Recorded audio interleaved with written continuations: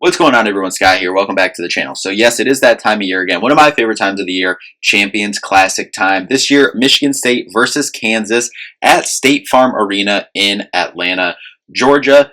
Listen, this is going to be a good game. A big test for Michigan State early on here in the season. We've liked how they've looked for the most part the first two games of the year, but this is definitely the biggest early season test, if not the biggest test of the year for this Michigan State team, especially with a lot of new faces in new places, as we've said, a lot of new players in new roles for this Michigan State team. So we're going to talk about the game, what to expect from Kansas, what we'd like to see Michigan State do here in this one to compete and try to win this game against the Jayhawks. But first, before we do hop in, if you could just hit that like and subscribe button down there for more Michigan State basketball content throughout the season. Just make sure to subscribe so you don't miss a video. So we'll start out with Kansas. They are 2-0 as well with wins over Howard and a 92-89 win over North Carolina at home on Friday night. That was a really, really good game. They were up big in that game, and UNC fought back and got in that game late, actually came back, took the lead. Kansas was able to stay, hang in there and fight and get that 3-point win at home. Zeke Mayo has been really good for them to start this year. 20 points, 4.5 rebounds, and 2 assists on the year, 54% and 47% splits for Mayo on the year. We are obviously too familiar with Hunter Dickinson. Obviously, this is his second year in Kansas, transferring over from Michigan. 18-8 for him so far through 2 games. DeJuan Harris really stirs a drink for them. 4 assists per game through the first 2 games, but really all of their guards and wings can get them into their stuff. A lot of their stuff is dump it down into the post and then get their offense moving from there. Another guy we're familiar with, AJ Storr, transferring in from Wisconsin last year. But surprisingly, I guess from the outside, he's not starting. He's a very talented player, so I guess from the outside you'd think he would be starting, but he's not starting currently. I think that, from reading some tea leaves, I think that'll probably change here soon, but he's not starting right now, but he did play 27 minutes against North Carolina. So in these big games, he is going to be playing starter-like minutes, it seems like. Senior heavy group, KJ Adams Jr. as well as a name to watch. 10.5 points through the first 2 games of the year. This is a senior heavy squad. 7 seniors on the squad, with a lot of them being key contributors as well. Offensively for Michigan State, though, attack Hunter Dickinson. It was the same thing when he was at Michigan.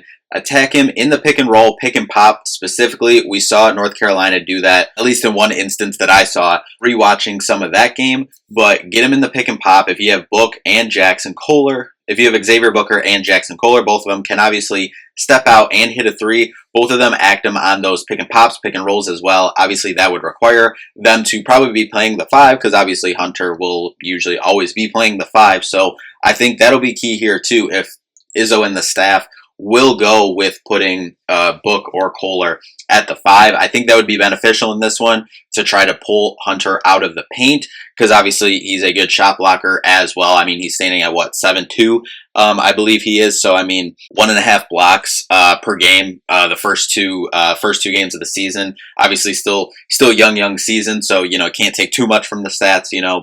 But obviously that's something, is you want to pull him out of the paint if you can. And I think those 2 guys, Booker and Kohler, will be key for that. So I'm curious if the staff will roll with that lineup that has been successful in a lot of areas the first 2 games of the season. Defensively, on Hunter Dickinson, though, he is one of the bigger focal points of their offense, and their team is defensively. Listen, they have guys on the wings that can beat you, but I still see Izzo probably going with his normal route when they had been playing Dickinson in the past, or Zach Edey, or any of other Purdue's 7'4" monsters that they usually have at center.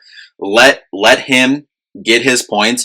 If he's going to beat you by putting up 34 points and 15 rebounds, then he's going to beat you. Try to shut off the water of the other guys. Now, these wings and guards that are going to be trying to beat you are a lot more talented than, some of the other teams that you're going to be doing this against in the country. But in my opinion, I still think that's probably the best route. If he wants to go for his 28 points and, 13 rebounds, 30 points, let him do him, but shutting off the guys, Zeke Mayo, KJ Adams, AJ Storr, DeJuan Harris, shutting off those guys, limiting their impact on the game, I think will be more key. Will it be annoying? Because Hunter Dickinson is probably the most annoying player in college basketball? Yes, it probably will be annoying if we do go that route, but in my opinion, it's the best route to try to get a win here in this game. Now, it is early on here, but Bart Torvik has them as the number 4 rated team in the country. They also have them at the number 2 adjusted efficiency offense and the number 10 adjusted efficiency defense. They've made 17 threes through 2 games, so they are capable out there. So that is something, especially if you are going to let them get the ball in the paint to Hunter and let him do his thing. That'll be key to watch for the kickouts, the dump down kickouts for threes, because that can kill you. And usually that is the downside with this defense is, usually you have enough around where you can stay in that game if you have a big like Dickinson, like Edey doing that.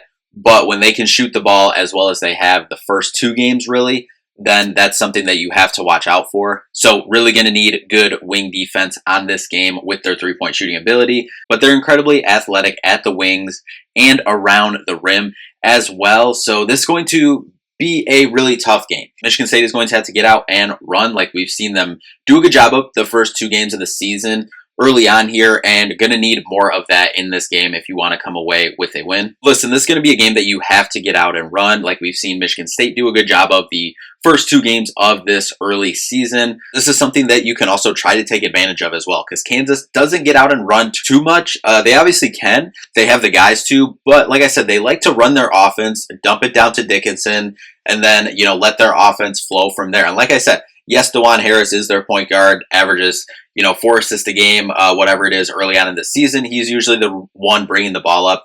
But really, any of their guys can bring them up and get them into their offense, because a lot of it is dump it down to Dickinson and then cut off of it or, whatnot. So anyone can get their offense going. But if you get out in transition, that's something that you can do. And that's something that we tried to do when Dickinson was at Michigan as well. Obviously, that's a staple of the program that Tom Izzo always tries to, is defend, rebound, run.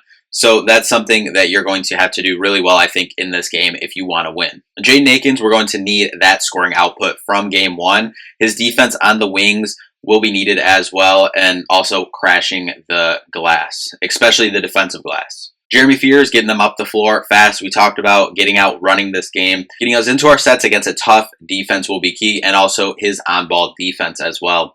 We mentioned Xavier Booker and Jackson Kohler. Need to utilize them in the shots off the pick and pops against Hunter Dickinson. Use them to pull him out of the paint and get his defense out of the paint. But Simone Zapala, obviously a 7-footer for Michigan State, someone that you can throw on Hunter on defense to try to slow him down. Cohen Carr, I think, is going to need to have impactful minutes for this team as well. Obviously, his athleticism on offense and on the break, but I think his athleticism on defense will be needed against these talented athletic wings.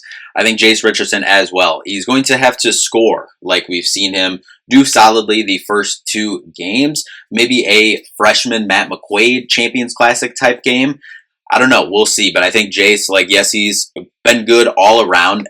I'll keep comparing him to Brandon Pajemski, but Jace Richardson has been good in all parts of the game so far this year. We've seen him get to the basket. We've seen him knock down some shots, be good on defense as well. So we'll need that from him in this game, but I think the scoring is going to be most important for him coming off the bench this game. So Bart Torvik has this as a 72-76 loss for Michigan State. The spread is about 6.5 at the time of recording, obviously in favor of Kansas.